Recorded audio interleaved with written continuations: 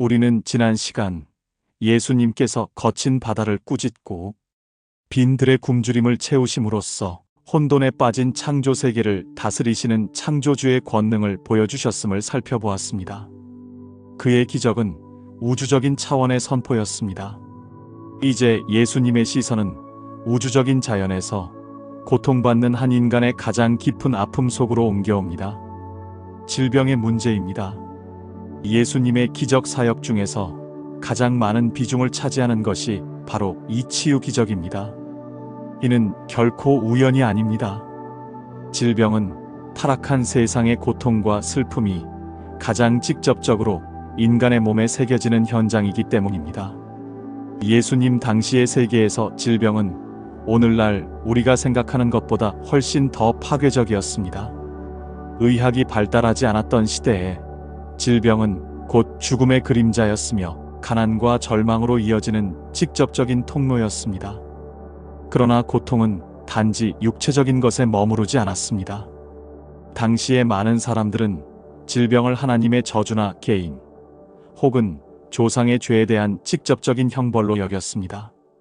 이로 인해 병든 자는 육체의 고통뿐만 아니라 하나님으로부터 버림받았다는 영적인 죄책감과 공동체로부터 격리되는 사회적인 수치심이라는 삼중의 고통을 겪어야 했습니다.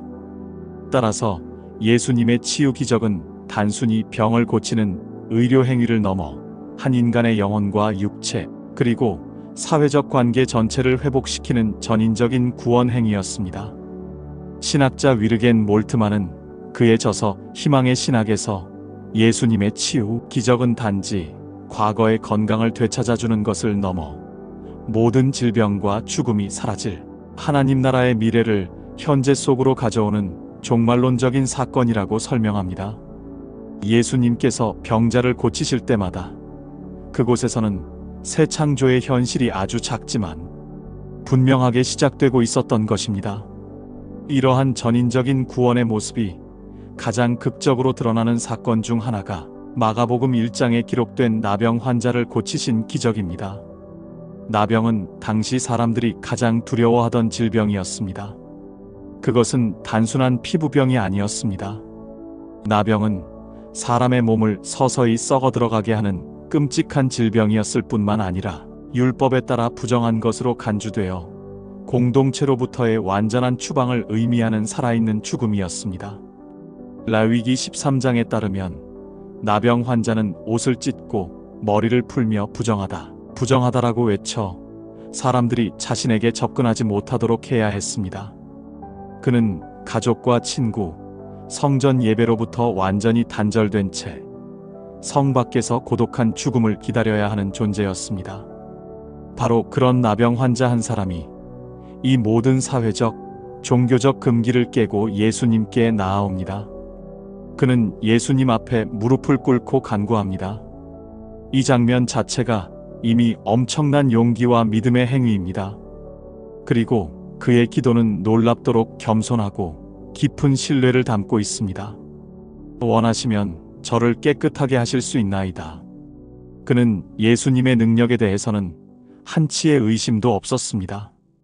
그는 단지 예수님의 의지, 즉 그분의 자비로운 마음에 자신을 맡기고 있습니다. 그는 나를 고쳐주십시오라고 요구하지 않고 당신이 원하신다면이라고 말하며 자신의 운명을 예수님의 주권에 온전히 의탁하고 있는 것입니다. 이 간절하고 겸손한 믿음 앞에서 예수님께서는 세 가지 놀라운 행동을 보여주십니다. 첫째, 성경은 예수께서 그를 불쌍히 여기셨다고 기록합니다.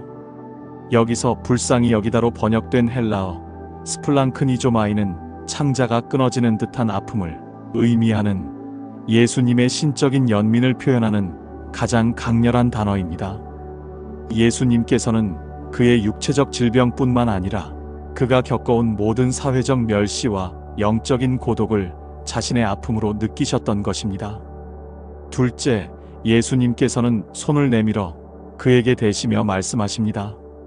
이것은 당시로서는 상상할 수 없는 충격적인 행동이었습니다. 율법에 따르면 부정한 것에 닿는 자는 똑같이 부정해집니다. 그러나 예수님께서 부정한 나병 환자를 만지셨을 때 부정이 예수를 오염시킨 것이 아니라 예수님의 거룩함이 부정을 정화시키고 소멸시켰습니다. 신학자 팀 켈러는 이를 복음의 위대한 반전이라고 부릅니다. 세상의 법칙과 정반대로 예수님 안에서는 거룩함이 부정함보다 더 강력하며 생명이 죽음보다 더 강력하다는 것입니다.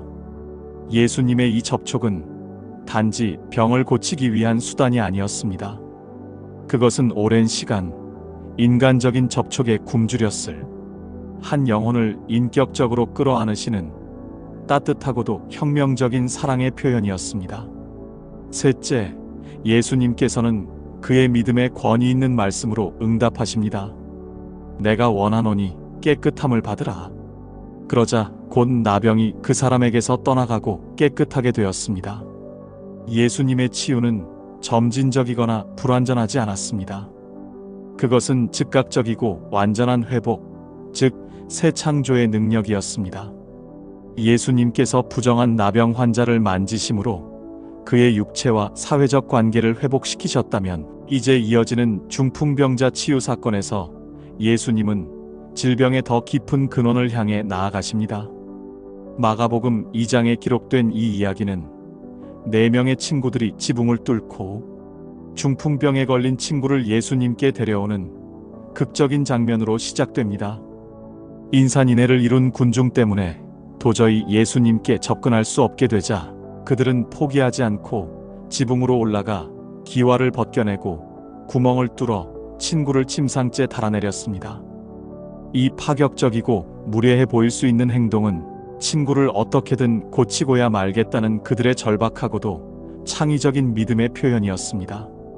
예수님께서는 지붕에서 내려오는 침상을 보시며 가장 먼저 그들의 믿음을 보셨습니다. 그러나 예수님의 첫마디는 환자도 친구들도 그리고 군중도 전혀 예상하지 못했던 것이었습니다. 그는 중풍병자에게 이렇게 선언하십니다. 작은 자야, 내 죄 사함을 받았느니라. 사람들은 육체의 마비가 치유되기를 기대했지만 예수님께서는 먼저 영혼의 마비를 풀어주셨습니다.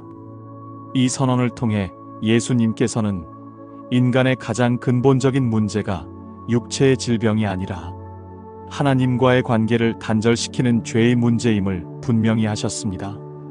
이 선언을 들은 율법학자들은 속으로 생각하며 분노했습니다. 이 사람이 어찌 이렇게 말하는가 신성모독이로다. 오직 하나님 한 분 외에는 누가 능히 죄를 사하겠느냐. 사실 그들의 신학은 정확했습니다. 오직 하나님만이 죄를 용서하실 수 있는 고유한 권세를 가지고 계시기 때문입니다.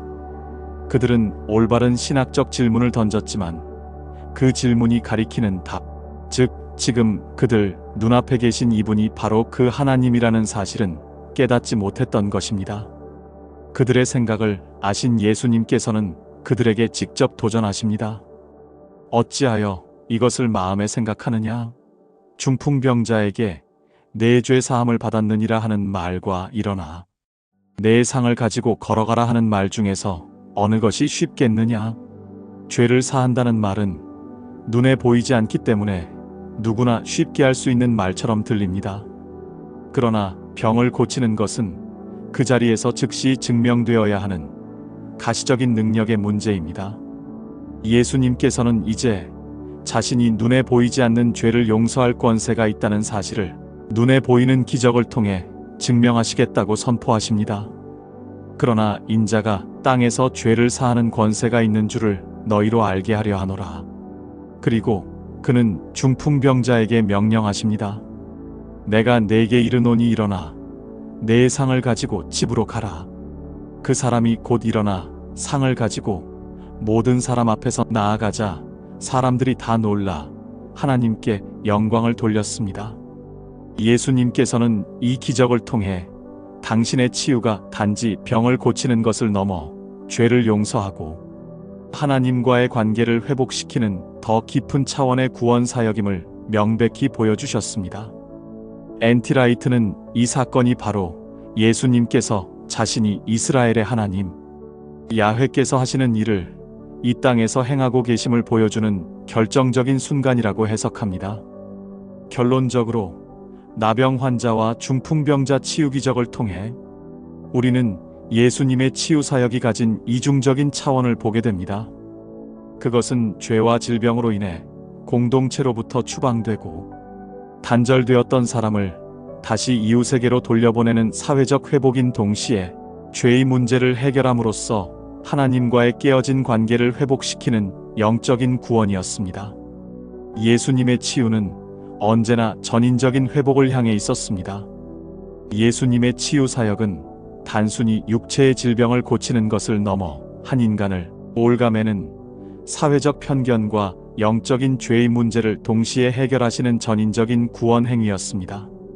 나병 환자를 만지심으로 공동체와의 회복을 선언하시고 중풍병자의 죄를 사하심으로 하나님과의 회복을 선포하신 예수님께서는 이제 마가복음 5장에서 두 개의 치유 기적을 하나의 이야기처럼 엮어내심으로써 절망의 가장 깊은 곳에 있는 이들을 어떻게 만나시는지를 더욱 생생하게 보여주십니다.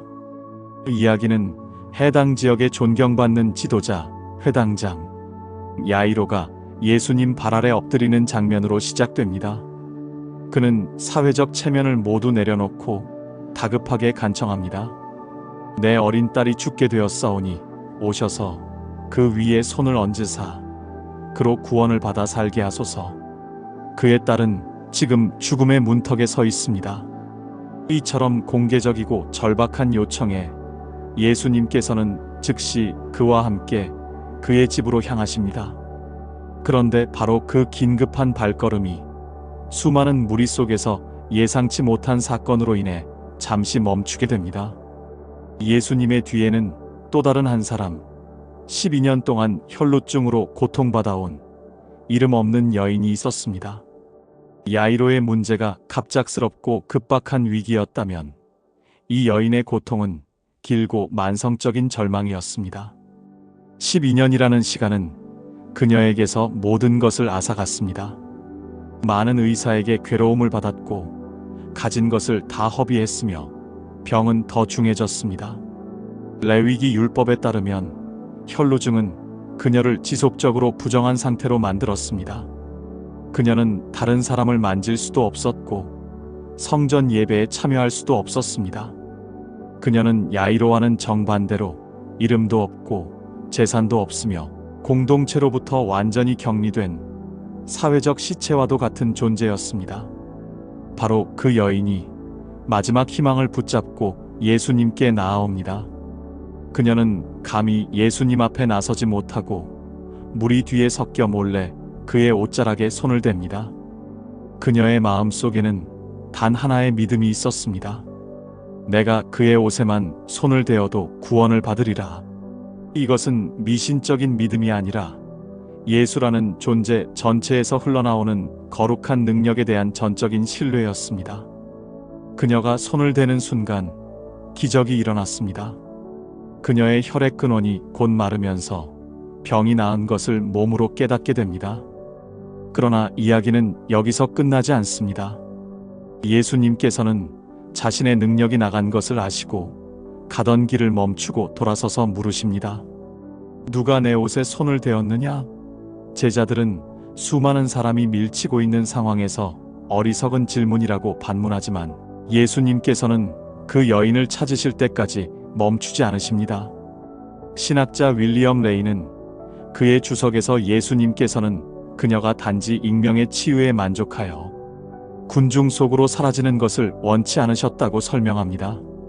예수님께서는 그녀의 병뿐만 아니라 그녀의 수치심과 두려움까지도 치유하기를 원하셨습니다.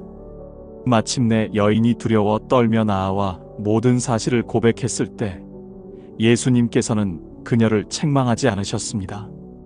오히려 그는 가장 따뜻하고 인격적인 음성으로 그녀를 불러주십니다. 딸아, 내 믿음이 너를 구원하였으니 평안히 가라. 내 병에서 놓여 건강할지어다. 그는 그녀에게 딸이라는 새로운 정체성을 부여하시고 그녀의 믿음을 공개적으로 칭찬하시며 그녀를 다시 온전한 공동체의 일원으로 회복시켜 주신 것입니다. 바로 이 감동적인 치유가 일어나는 동안 야이로의 집에서는 비극적인 소식이 전해집니다. 사람들이 와서 말합니다. 당신의 딸이 죽었나이다. 어찌하여 선생을 더 괴롭게 하나이까. 이제 상황은 절망의 끝으로 치달았습니다. 치유의 가능성은 사라지고 죽음이라는 최종적인 현실이 닥친 것입니다. 인간적인 모든 희망이 끝난 바로 그 순간 예수님께서는 야이로에게 말씀하십니다. 두려워하지 말고 믿기만 하라. 이 말씀은 예수님의 능력이 단지 질병을 치유하는 수준을 넘어 인간의 마지막 원수인 죽음의 권세까지도 다스리심을 암시하는 위대한 선언이었습니다. 이제 이야기는 치유를 넘어 부활의 현장으로 우리를 이끌고 갑니다. 죽음이라는 절망적인 소식 앞에서 예수님께서는 회당장 야이로에게 두려워하지 말고 믿기만 하라는 위대한 선언을 하십니다. 그리고 그들은 마침내 소녀가 누워있는 집에 도착합니다.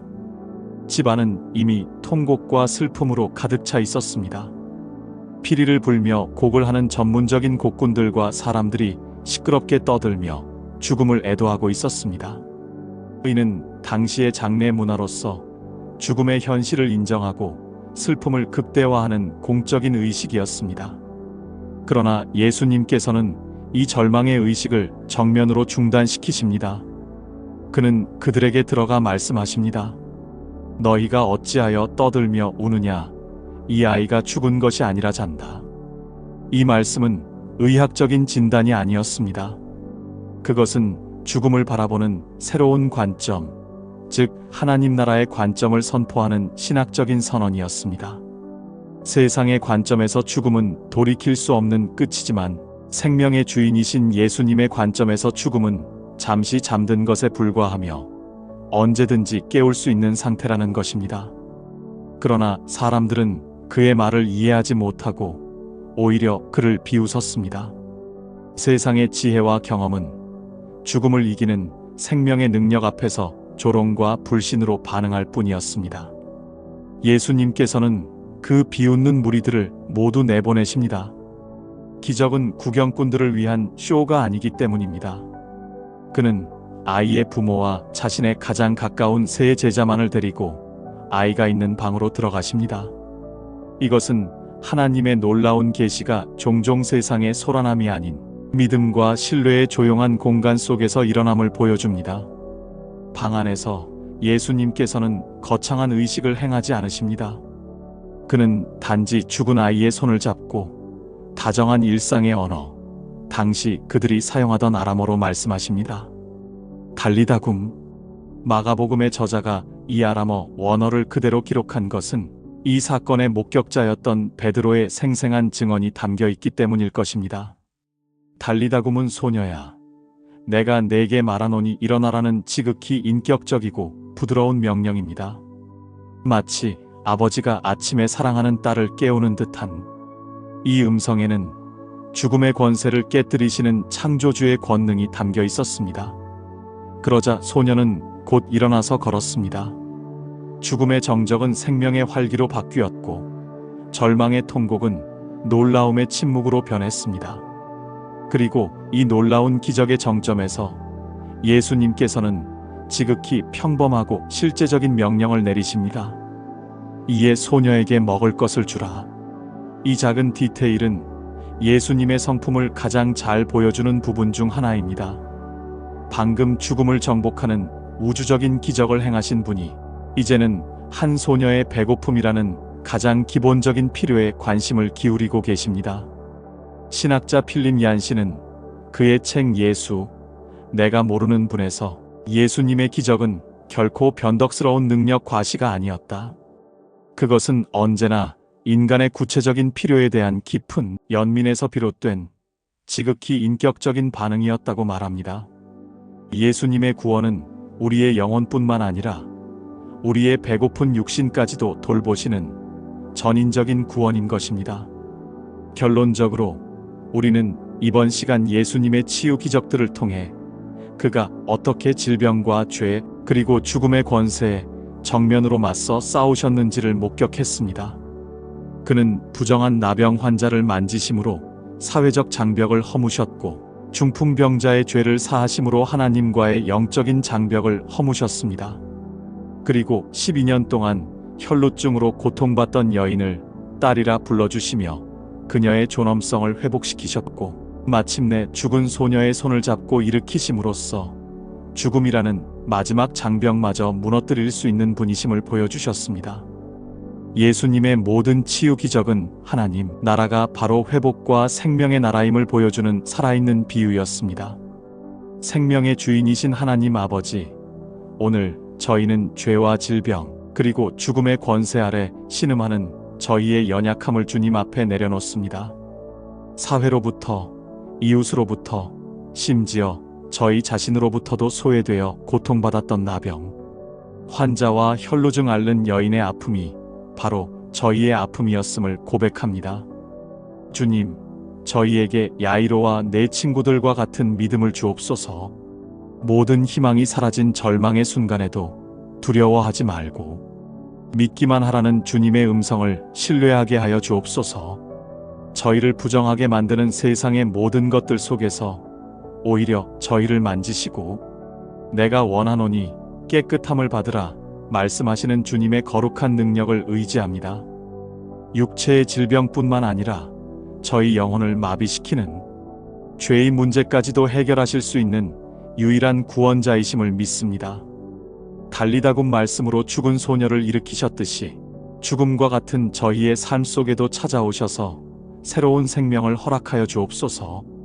우리의 유일한 치유자시요 부활이요 생명이 되시는 예수 그리스도의 이름으로 기도드립니다.